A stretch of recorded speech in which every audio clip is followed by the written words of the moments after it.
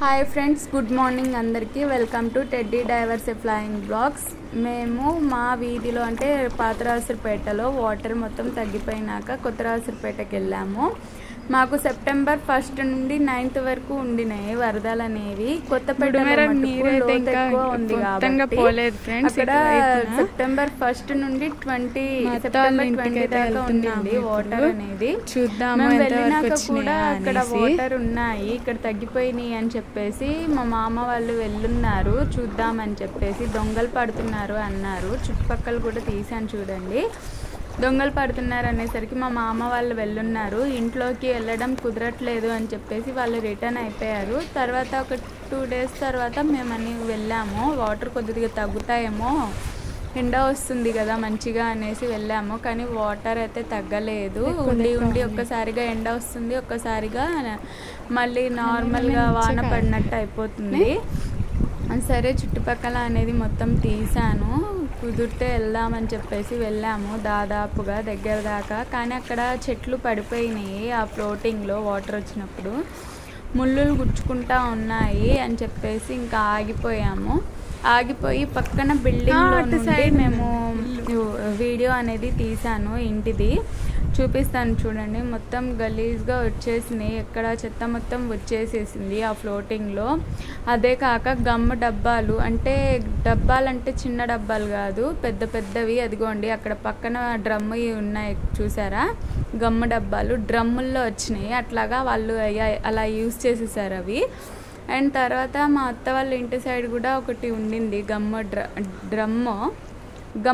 Drum అయితే అటు పక్క నుండి వెళ్ళాలి, అక్కడ చెట్లు పడిపోయి ఉన్నాయి. అందుకోసం అయితే మేము వెళ్ళలేదు. ఇప్పుడు అక్కడ కోడి నించుంది చూసారా, అక్కడ కోళ్ళు కుక్కలు ఉంటాయి. కుక్కల్ని వదిలేసేసరికి వెళ్ళిపోయినాయి. ఆ ఒక్క కోడి బాతు ఆ 2 మిగిలినాయి, మిగతా అన్నీ చచ్చిపోయినాయి.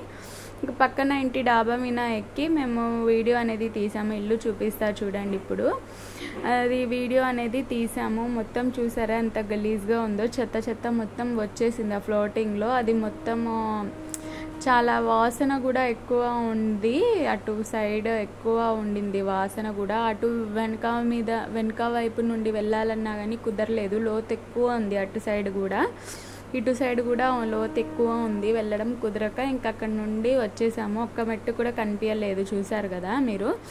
ఆ బ్లూ దాని కింద గేట్ కింద మెట్లు, కానీ ఒక పైన మొత్తం చెత్త ఉండడం వల్ల అసలు కనిపించలేదు. అంటే అప్పుడైతే మేము రిటర్న్ అయితే వచ్చేసాము అక్కడ నుండి. ఇంటికి అయితే వెళ్ళలేదు. తర్వాత ఒక 3-4 days తర్వాత మళ్ళీ వెళ్ళాము. వాటర్ ఉన్నాయి, కాకపోతే దొంగలు ఉన్నారు అని చెప్పేసరికి వెళ్ళొస్తా ఉన్నారు అత్త వాళ్ళు మధ్యలో. అక్కడ దాకా వాటర్ ఉన్నాయి కాబట్టి ఇటు ఎదురు నుంచొని ఉన్నారు, అంటే ఎవరో ఒకళ్ళు ఉన్నారు అనేది అయినా ఉండాలి కదా. అందుకోసం వెళ్ళి చూసుకుంటా ఉన్నారు మధ్యలో. ఇప్పుడు రిటర్న్ అయితే వచ్చేస్తున్నాము. అటు చుట్టుపక్కల అలా ఉండింది మొత్తము.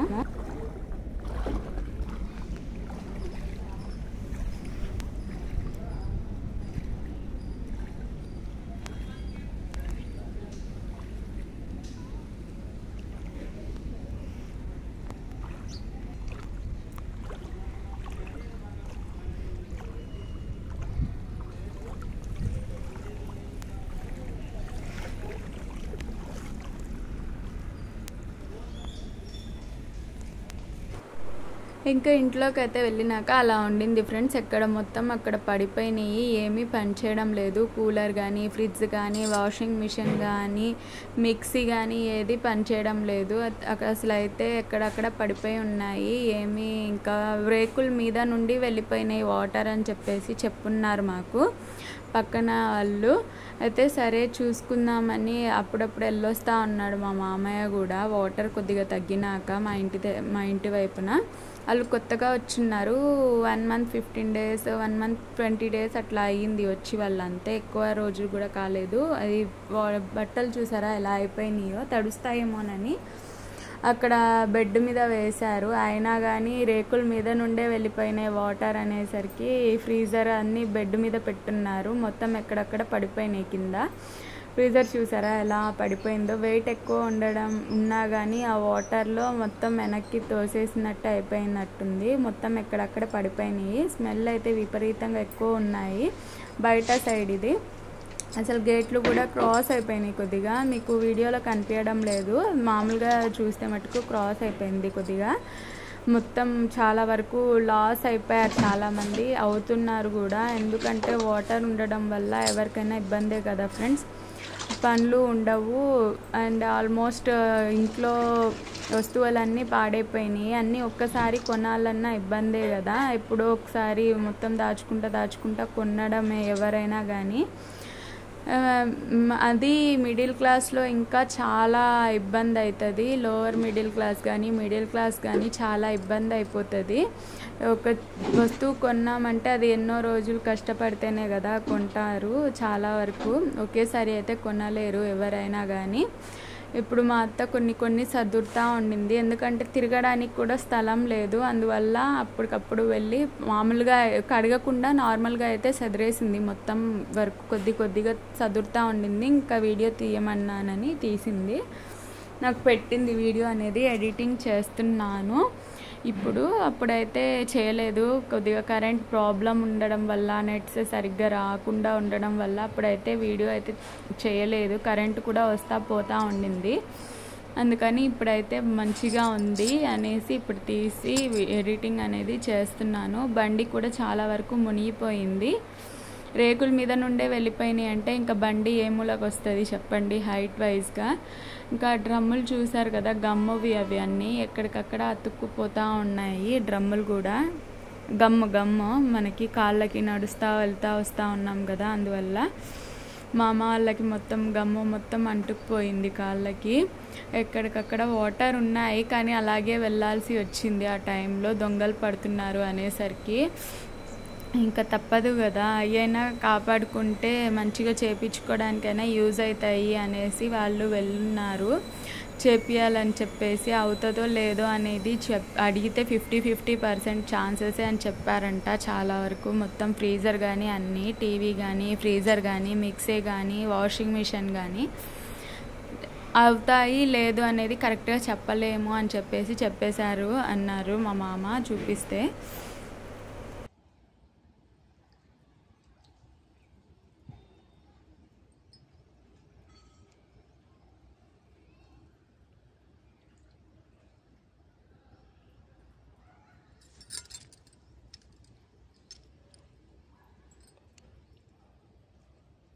వరదలు వచ్చినాక చూడండి ఎట్లా అయిపోయిందో, వాటర్ పోయినాక.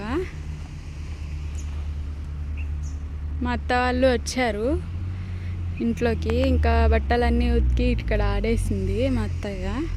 వాటర్ వచ్చినాక చూడండి ఎంత గలీజ్గా అక్కడ వచ్చేసినాయి మొత్తము.